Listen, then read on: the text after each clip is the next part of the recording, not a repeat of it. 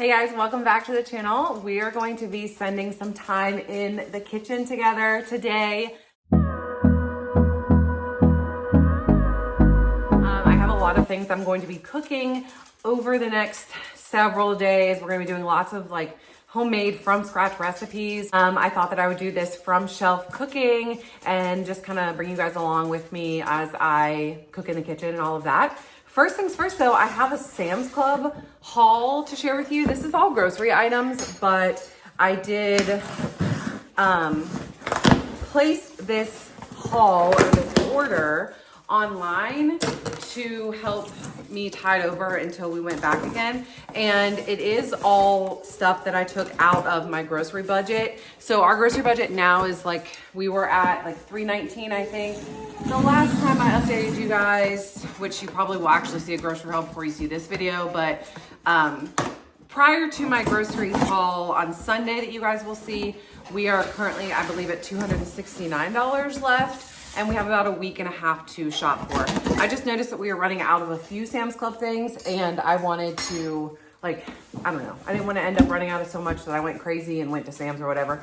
So there's 3 different boxes. The first thing, they wrapped it pretty nicely.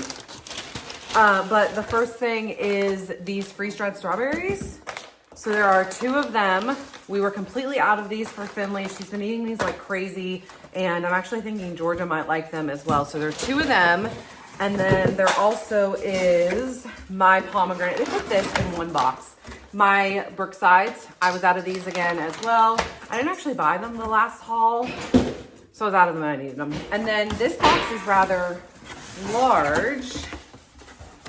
And in here, we have coffee. I went back to Dunkin' this time. It was on sale for, I believe, $15, whereas the Folgers is like $12, so it was a good deal. I also got a big box of goldfish because, again, Georgia, this is like her go-to snack if she is hungry or she's in a bad mood. You put some goldfish in her little snacky cup and she does great with it. So I got some goldfish for that. And then I got another thing of yogurt pouches because everybody eats them. My girls both do and Georgia does. These are the ones that are 10 strawberry, 10 strawberry banana. And then the final thing that I got are Ritz crackers for Chris because he said that he was gonna run out of crackers before I went back to Sam's Club. So on all of this stuff, I did one order that was $49 because they didn't have these in stock the first time.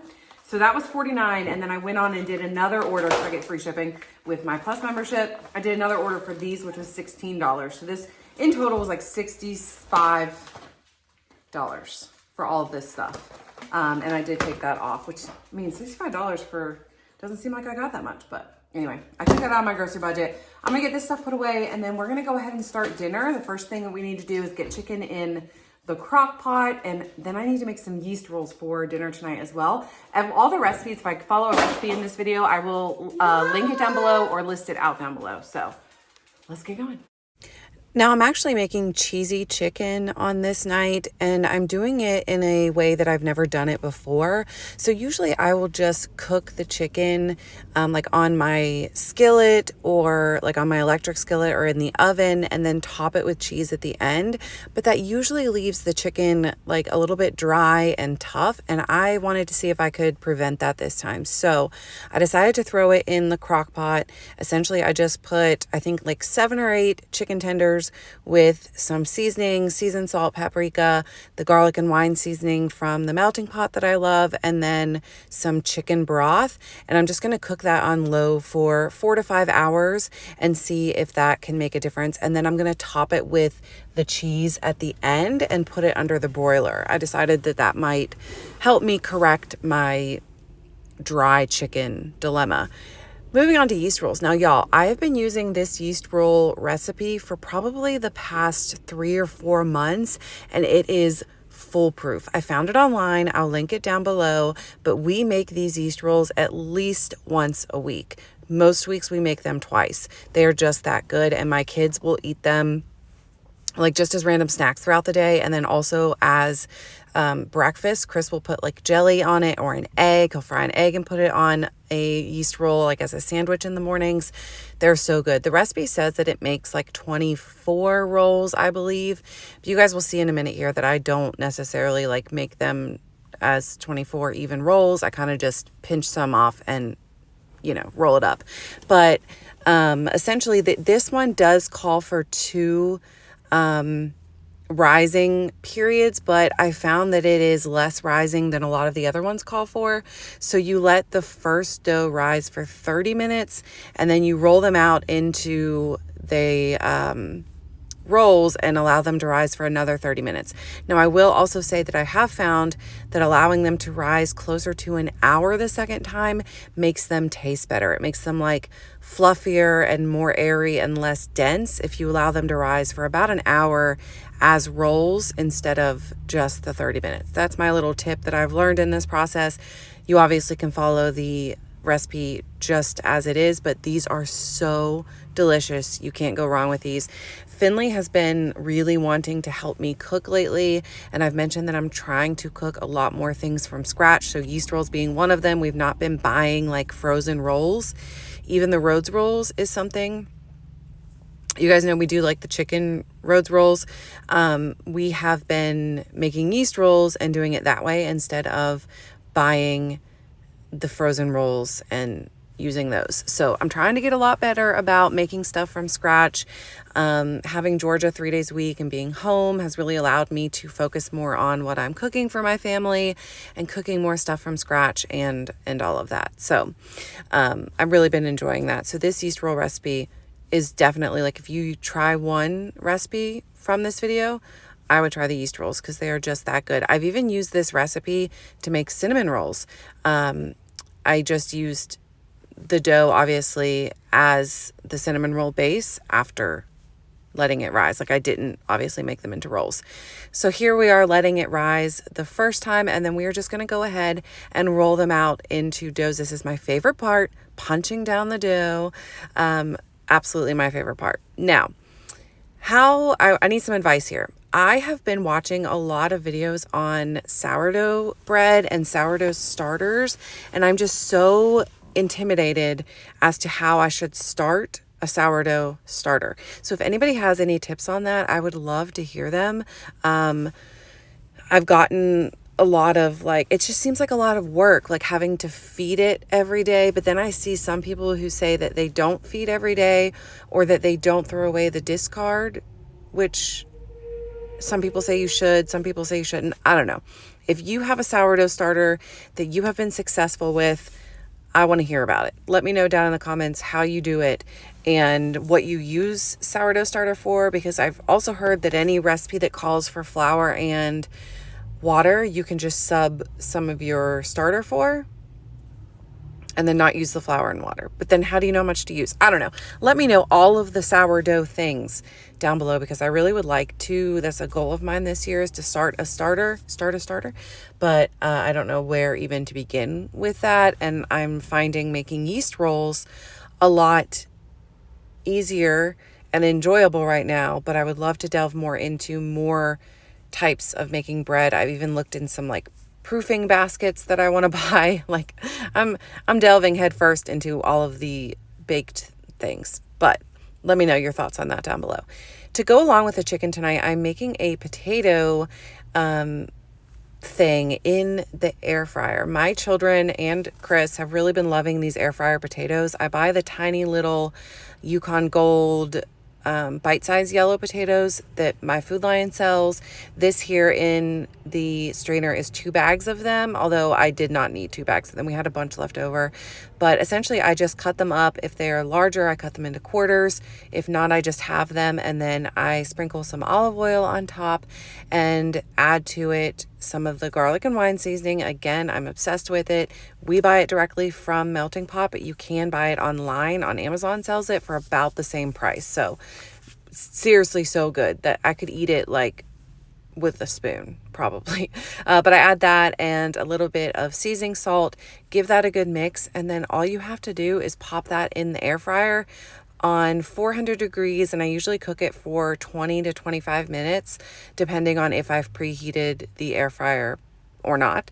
And then every like 5 minutes or so, I'll open up the air fryer, give it a good shake to rotate all of the potatoes, and then continue on. So that is something that I can throw in the air fryer in the beginning of my cooking and have that going the whole time. And then we have these perfectly crisp, delicious air fried potatoes. Like it's almost like a home fry, like you would get at a barbecue restaurant. If you're from the South, you know what I'm talking about.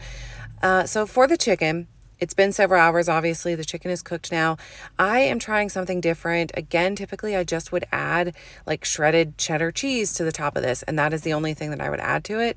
This time I decided to add some cream cheese to the top. So I just put like, I don't know, a small pat of cream cheese on each chicken tender, and then top that with sharp cheddar cheese, and then also with some Parmesan cheese. So I'm trying to get some more flavors.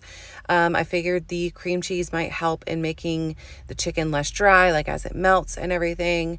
So yeah, just trial and error here with this, but I will say that everybody loved it, and the chicken was not dry at all. So I do think that this will be the way that I continue making this.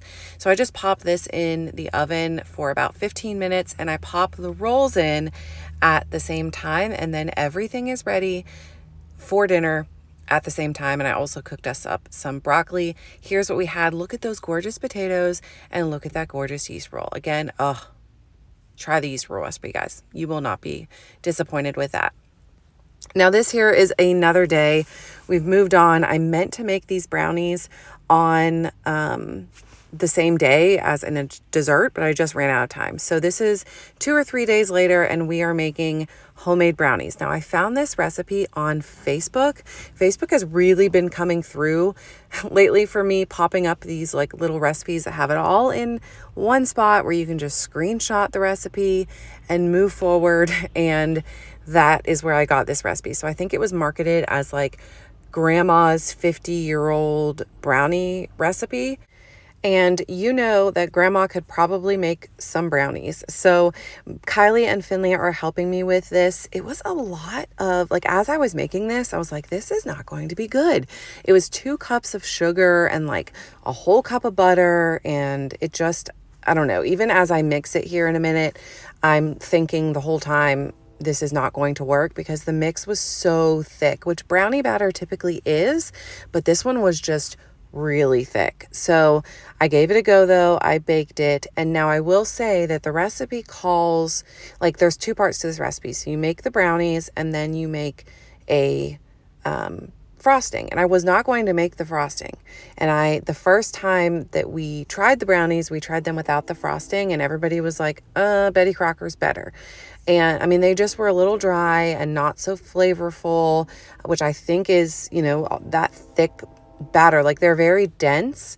So then I decided to give the frosting a chance, which I did not film that part, and I really wish that I would have, but it is going to be included obviously in the recipe. So I definitely recommend doing the frosting because it makes them, like, it really elevates the flavor of the brownies. But yeah, definitely do the frosting. It's basically, I think the frosting was like vanilla extract, milk, butter, and powdered sugar and cocoa powder. And then I did top the brownies with some chocolate chips just for, you know, for a fun little whatever at the end as well. But yeah, you definitely need the frosting on these ones. And then after I did frost them, I definitely could see, like, this does look like a, you know, old school cafeteria lady, grandma, whatever brownie. Like, it just really reminded me of it after I finished making it. But you can see here how thick it is as I'm trying to mix it. I'm going to show you what the actual product looks like here in a second. There you go. Look how thick that is. It looks almost like a dip. You know how people will make the brownie batter dip that you just like dip a cracker into or whatever, like a graham cracker or a cookie or whatever at holidays. That's what it reminded me of, but it did have like 4 raw eggs in it, so you definitely can't eat it like that. But it was hard. It was hard to get into the pan the way that I needed it to go in there, and it just, I don't know. The whole time I was cooking it, like I said, I was not in high hopes that this was going to be any good, but it did end up being very delicious. And I will show you a final product here in a minute. And that is our shelf cooking for today. Let me know if you like this type of video where I make more from scratch recipes. Like I said, I'm really getting into the more from scratch cooking and just learning how to be a better cook in general. So again, let me know what types of things. I made some cinnamon rolls recently. I've made cookie dough or cookies yesterday actually. So I'm trying to do more baking and more cooking and all of the things. So I hope that you guys enjoyed this video. If you did, please don't forget to give it a thumbs up and leave me a comment letting me know what types of videos you want to see in the future. And I will see you guys later in the week. Thank you so much for watching. Have a great day, guys. Look at these delicious brownies. Bye, guys.